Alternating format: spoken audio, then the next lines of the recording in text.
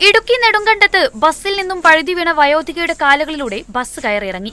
കല്ലാർ സ്വദേശിയായ 75 വയസ്സുകാരിയായ ശാന്തമ്മയാണ് അപകടത്തിൽപ്പെട്ടത്. നെടുങ്കണ്ടം പടിഞ്ഞാറെ കവലയിൽ വെച്ചായിരുന്നു അപകടം.